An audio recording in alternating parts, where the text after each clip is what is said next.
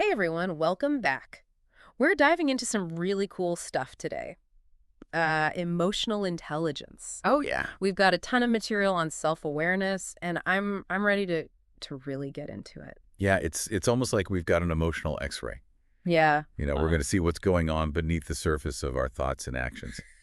It's going to be fascinating. Absolutely. And when we think about self-awareness, we often just think about knowing our emotions. Mhm. But your sources, they actually take it a step further. Yeah. They're suggesting that it's about understanding how those emotions actually influence our decisions Hmm. and ultimately how that all ties into our leadership style. Yeah, that connection between emotions and leadership, that's really key. And actually, one of the sources had a really interesting story about Sarah, Oh, the yeah. project manager. Do you remember her? Yes. She was super efficient, but also very easily frustrated. Yeah, she was a dream employee on paper, Mm-hmm. but her team, they found her difficult to work with. Yeah. She was quick to snap, especially when things weren't going her way. Right. It wasn't until she had this really tense meeting and ended up snapping at a colleague that she realized something had to change.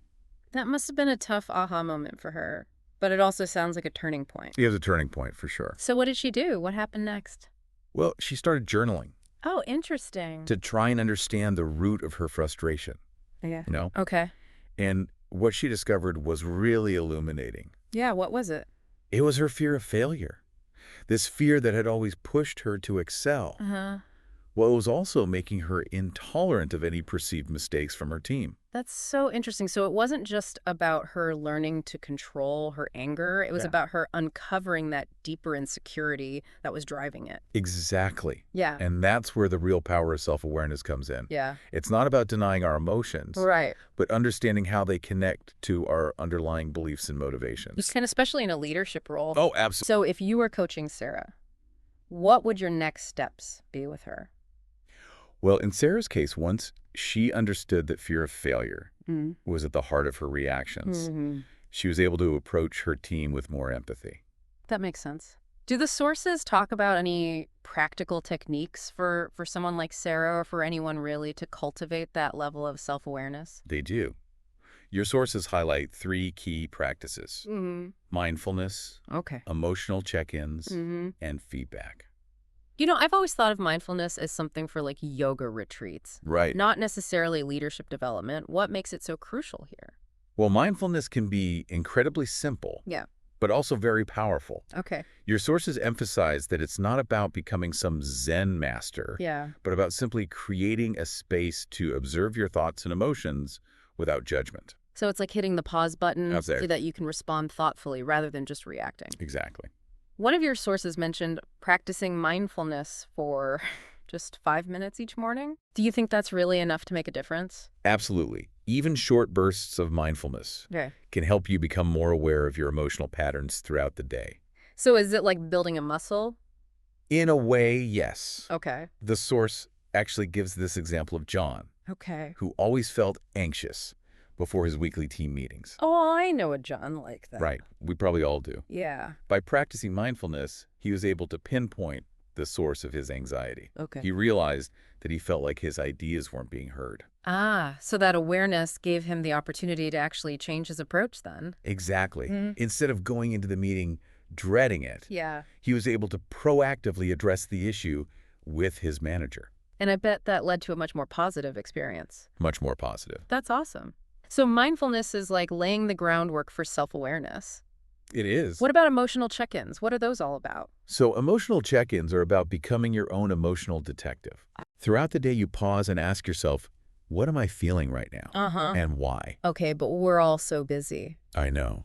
Who actually has time for that? You'd be surprised how much insight you can gain from just a few brief check-ins. Really? Really. The source material mentions Mia, the entrepreneur. Oh, yeah. Mia. She realized through emotional check-ins Yeah. that she was making impulsive hiring decisions based solely on her excitement about potential candidates. Oh, that could be a costly mistake. It could be very costly. So what did she do? Once she became aware of this pattern, she put a more structured hiring process in place, Oh, yeah? which led to much better choices What? and ultimately saved her business time and money. Wow. So by simply taking a moment to pause and check in with herself, she avoided a potential disaster. It's powerful stuff. That's a pretty strong argument for making those emotional check-ins a regular habit. I think so. Okay, so we've covered mindfulness and emotional check-ins. Mhm. What about that third practice, feedback? That one feels a bit trickier to me. Yeah, it can be. Who wants to hear that they're messing up? Nobody really wants to hear that, Yeah. but it's also incredibly valuable, Okay. especially when it comes to building self-awareness. Mm-hmm. Your sources emphasize that feedback isn't about criticism. Uh-huh.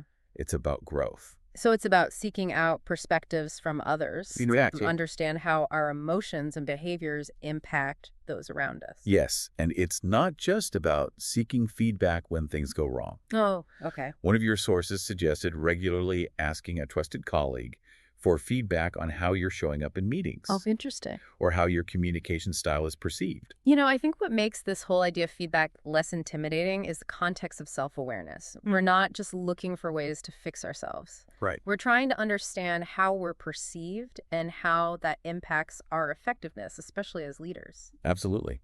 It's about using feedback as a tool for self-discovery and growth. Not as a weapon. All right, so we've got these three practices: mindfulness, emotional check-ins, and feedback. Yes, They seem pretty straightforward on the surface, they do. but I have a feeling there's a lot more to unpack here. Oh, there is. And in the next part of our deep dive, we'll explore those practices in more detail and discuss the surprising benefits Okay. that come with cultivating self-awareness. Sounds good to me. I'm ready to dive even deeper. Me too. I'm excited. Yeah, this is great stuff. All right, so we're back, and we're continuing our deep dive into emotional intelligence. Yes. Last time we really got into the nuts and bolts of self-awareness. We did? It was almost like we were building this toolkit for Right. understanding our own inner landscape. It's a powerful toolkit. It is, but Yeah. as you pointed out, just having the tools isn't enough. Right. We need to know how to use them. Exactly. And that brings us to the next key element of emotional intelligence: self-management. Okay. If self-awareness is about understanding our emotions, then self-management is about what's steering them in the right direction. That's a great analogy. Okay. Your sources describe self-management as the ability to regulate our emotions, especially in challenging situations. Okay. It's like having a trusty compass and a sturdy rudder I love that. to navigate those rough emotional seas. So it's not about suppressing our emotions, Right. but about learning to manage them so they don't control us. Exactly. What are some of the key practices for mastering this self-management thing? Your sources highlight 3 key practices that can really make a difference: Okay. impulse control, Okay. stress management, Uh-huh. and goal setting. Okay. Impulse control. Yeah.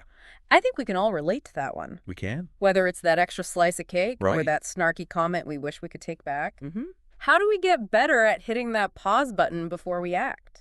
Well, one of the most effective strategies, according to your sources, is practicing delayed gratification. Instead of giving in to those immediate urges, we train ourselves to prioritize long-term goals. So it's like choosing to save for that dream vacation instead of splurging on a shopping spree. Exactly. Or taking a few deep breaths before responding to that annoying email. Right. It's about recognizing that those fleeting desires often lead to regret later on.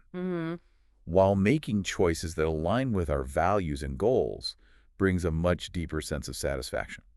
That makes a lot of sense. Delaying gratification might not always be fun in the moment, but it definitely pays off in the long run. It does. Okay, impulse control check. What about stress management? Yeah. That one feels like a constant battle these days. It's true that stress is a part of modern life, Yeah. but your sources emphasize that we don't have to be victims of it. Okay. We can develop healthy coping mechanisms Uh-huh. to manage those inevitable stressful situations. I'm all ears. What are some of the go-to strategies for keeping stress in check? Well, your sources recommend a variety of approaches, but some of the most effective include exercise, Okay. deep breathing techniques, and engaging in hobbies that bring you joy. So it's about finding those activities that help you decompress and recharge your batteries. Exactly. Some people might hit the gym, while others might find solace in a quiet evening with a good book. Precisely. Yeah. It's about discovering what works best for you and making it a regular part of your routine. Okay. The key is to be proactive, rather than reactive. Right. Instead of waiting till you're at your breaking point, Yeah. you build those stress-reducing activities into your day-to-day life. That's great advice. Instead of letting stress control us, we take control of our stress. Exactly. Okay, 2 down, 1 to go. The third practice your sources mention is goal setting. Mm-hmm. I have to admit that one threw me for a loop. Really? Yeah, I always thought of goal setting as more of a productivity hack, Right. not necessarily an emotional intelligence skill. I can see why you might think that. Yeah. But when you delve into your sources, Mm. you see how integral goal setting is to self-management. Okay. Think about it this way. When we have a clear sense of purpose and direction, Yeah. we're much less likely to get derailed by distractions or setbacks. So instead of just reacting to whatever life throws at us, Right. we're able to stay focused on what truly matters. Exactly. And that sense of control over our lives has a profound impact on our emotional well-being. Okay. One of your sources even suggests that setting goals can actually reduce stress. Really? Yeah, because it gives us a sense of agency and direction. I love that. It's like flipping the script on stress. It is. Instead of being overwhelmed by everything we need to do, we focus on what we want to achieve and create a roadmap for getting there. That's the idea. Yeah. And speaking of roadmaps, Yeah. your sources emphasize the importance of setting SMART goals. Okay. Specific, measurable, achievable, relevant, and time-bound. SMART goals. I've heard that acronym before, Yeah. but it never really clicked for me. Can you break that down a bit? Sure. What makes a goal SMART? Well, a SMART goal is like a well-defined destination on your GPS. Okay. It's not just a vague idea. Right. It's a concrete objective that you can measure progress towards and achieve within a specific time frame. So instead of saying, I want to be healthier, Right. a SMART goal would be something like, I'm going to run 3 times a week for 30 minutes each time for the next 3 months. Exactly. It's specific, Mm-hmm. measurable, Mm-hmm. achievable, relevant to your overall well-being, Okay. and bound by a time frame. Okay. I'm starting to see how SMART goals can really up our self-management game. They can. But before we move on, I want to revisit something we touched on earlier. Okay. The idea that emotional intelligence isn't just about personal gain, but also about creating a positive ripple effect in the world around us. That's a crucial point. Yeah. And it's particularly relevant to self-management. Okay. When we're able to regulate our own emotions effectively, it creates a more positive and harmonious environment for everyone around us. I can see that. Imagine a workplace where everyone is practicing self-management. Right. There would be less conflict, Mm-hmm. more collaboration, and a greater sense of shared purpose. Absolutely. Yeah. And the benefits extend beyond the workplace. Oh, yeah. Think about families where everyone is skilled at managing stress and communicating effectively. Right? There would be less drama, Yeah. more understanding, Yeah. and stronger bonds. So by cultivating self-management within ourselves, we're not just improving our own lives, but also contributing to a better world. Precisely. Yeah. And that's why it's so important to keep exploring these concepts and sharing these insights with others. The more we understand and practice emotional intelligence, the more we empower ourselves and those around us to create a brighter future for everyone. I love that. It's like self-management becomes a superpower for positive change. It does. But before we get too carried away with saving the world, let's take a step back and talk about the benefits that self-management brings to our own lives. Right. What's in it for us on a personal level? That's a great question. And I think your sources provide some pretty compelling answers. Okay. They suggest that self-management leads to increased resilience, Okay. better relationships, and a greater likelihood of achieving both personal and professional goals. Okay. Resilience. We hear that word a lot these days. We do. What does it actually mean in the context of self-management? Resilience is that incredible ability to bounce back from adversity, to adapt and thrive in the face of challenges. Okay. And self-management provides us with the tools to navigate those tough times with grace and strength. So instead of falling apart when things get tough, Right. we're able to weather the storm and come out stronger on the other side. Exactly. That's a skill I think we could all benefit from. Absolutely. And it's a skill that's developed through practice. Okay. Each time we choose to respond thoughtfully instead of reacting impulsively. Each time we manage our stress effectively. Yeah. And each time we stay focused on our goals, we're building that resilience muscle. I love that analogy. Yeah. It's like we're training for an emotional marathon. We are. Okay, resilience check. Yeah. What about those better relationships. Yeah. How does self-management play a role there? When we're able to manage our own emotions effectively, Uh, we're less likely to project our frustrations or insecurities onto others. okay. We're more present, Yeah. more understanding, Mm. and more able to communicate our needs in a healthy way. So instead of snapping at our loved ones after a stressful day, Right. we're able to say, hey, I'm feeling a bit overwhelmed right now. Can we talk about this later? Exactly. And that ability to communicate clearly and respectfully Yeah. makes a world of difference in our relationships. Okay, I'm seeing a theme here. What's that? Self-management is like this secret ingredient for success in all areas of life. I think so. It helps us build resilience, Yeah. strengthen our relationship, And even achieve our goals. That's What's not to love? You're catching on. It's about taking ownership of our inner world right. so we can show up as our best selves in the outer world. I'm ready to sign up for that. Good.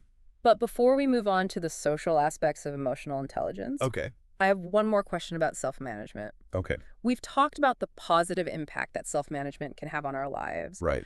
but are there any potential downsides? That's a good question. Does all this focus on control and discipline ever backfire? That's a really insightful question.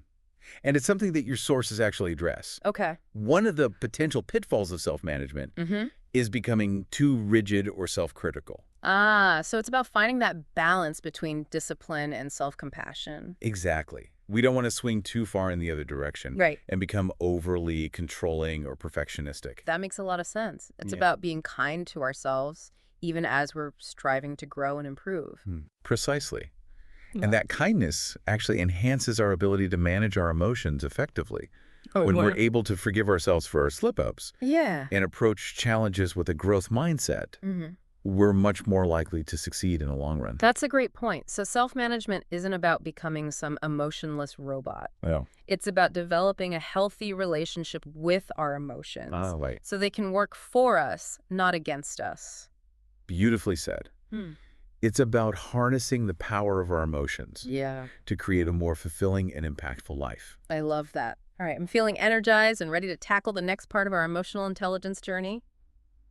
Social awareness. Sounds good to me. Let's dive in. All right, welcome back. We've covered so much ground in our deep dive into emotional intelligence, We have, haven't we? exploring self-awareness, Yeah. self-management. It's been quite a journey. It really has. But now it's time to turn our attention outward to the social side of emotional intelligence, Yes, absolutely. starting with social awareness. Social awareness. This is all about tuning into the emotions of others. Okay. Your sources actually define it as the ability to not just recognize, but also understand Okay. what those around us are feeling.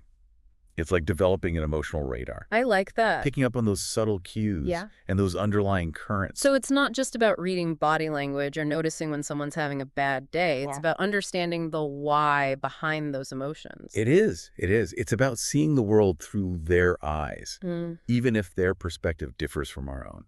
that makes sense. But empathy is a complex emotion. It is. One of your sources even calls it a skill that needs to be cultivated. Yes. What are some practical ways we can get better at this whole empathy thing? Your sources highlight 3 key practices: empathy, Okay. active listening, Yeah. and cultural sensitivity. So we're starting with empathy to learn about empathy. Well, it might seem a bit circular, It does a little. but bear with me. Remember, empathy is a skill, and like any skill, takes practice. The first step is simply acknowledging the importance of understanding other people's emotions. Okay, so before we can even attempt to empathize, we Wow. need to recognize that other people's feelings are valid and worth understanding. Exactly. It's about shifting our mindset from what do I need Uh-huh. to what might they be experiencing. Okay, that's a good starting point. Yeah. But how do we go beyond simply acknowledging someone's emotions to actually understanding them? That's where active listening comes in. Active listening. Okay. It's not just about hearing the words someone is saying, hmm but about truly paying attention to their message, both verbal and nonverbal. So it's about being present in the conversation, Yes, not just waiting for our turn to speak. precisely. It's about asking clarifying questions, Okay. reflecting back what you've heard to ensure understanding, Mhm. and paying attention to those nonverbal cues. Mhm. Body language, Mhm. tone of voice, facial expression. That sounds like detective work. It is like detective work. Gathering clues to piece together the full picture of what someone is experiencing. That's a great way to put it. Yeah. And like any good detective, We need to be careful not to jump to conclusions. All right. We ask questions, Yeah. we listen carefully, Hmm. and we try to see the situation from their perspective. This is all starting to click now. We start by recognizing the importance of empathy. Yes. Then we use active listening to gather information and understand the other person's point of view. Exactly. What about that third practice, cultural sensitivity? Yeah. How does that fit into the equation? Cultural sensitivity is crucial Okay. because it recognizes that people from different backgrounds might express and experience emotions in different ways. Oh, okay. What might be considered appropriate behavior in one culture Right. could be perceived as rude or insensitive in another. So it's about being aware of those cultural nuances and approaching interactions with an open mind and a Yeah. willingness to learn. Exactly. Yeah. We can't assume that everyone communicates and expresses emotions in the same way we do. Right. Cultural sensitivity is about bridging those gaps and building more meaningful connections. Okay, so we've got our social awareness toolkit, empathy, Yeah. active listening, and cultural sensitivity. It sounds like a recipe for becoming a better friend, colleague, and all-around human being. It certainly is. And the benefits of developing social awareness, Yeah. they extend far beyond our personal lives. Oh, okay. Your sources point to stronger relationships, Okay. enhanced communication, Mm-hmm. and improved conflict resolution skills as some of the key advantages. Stronger relationships make sense. Yeah. When we're able to empathize with others, Mm-hmm. understand their perspectives, we build trust and rapport. Yes. What about those enhanced communication skills? When we're socially aware, we're able to tailor our communication style to the specific person and situation. We become more adept at reading between the lines, picking up on subtle cues, and adjusting our message accordingly. So instead of just broadcasting our message, Right. we're engaging in a more nuanced and responsive dialogue. Precisely. Yeah. And that can make all the difference in getting our message across effectively and building stronger connections. Makes sense. And the third benefit you mentioned was improved conflict resolution skills. Yes, That one feels especially relevant in today's world, it does. where it seems like everyone's at odds with each other. It's true that conflict is a part of life, Yeah. but it doesn't have to be destructive. Okay. When we approach conflict with social awareness, Mm-hmm. we're able to see the situation from multiple perspectives Right. and find solutions that work for everyone involved. So instead of getting caught up in the drama and assigning blame, Exactly. we're able to step back and find common ground. Precisely. Mm. Social awareness helps us de-escalate conflict, Mm. understand the underlying issues, Mhm.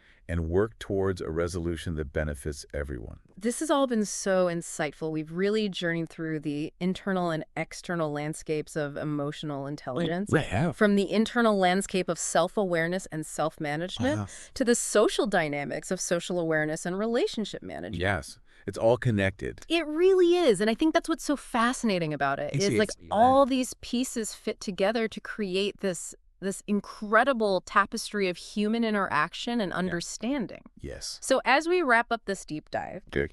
I want to leave everyone with one final thought. Emotional intelligence. Yeah. It's not just a set of skills. Yeah. It's a way of being in the world.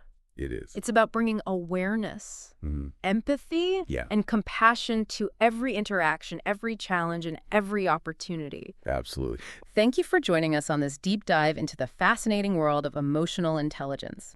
We hope you've gained valuable insights and practical tips for navigating life with greater awareness, empathy, and skill. Until next time, keep exploring, keep connecting, and keep growing.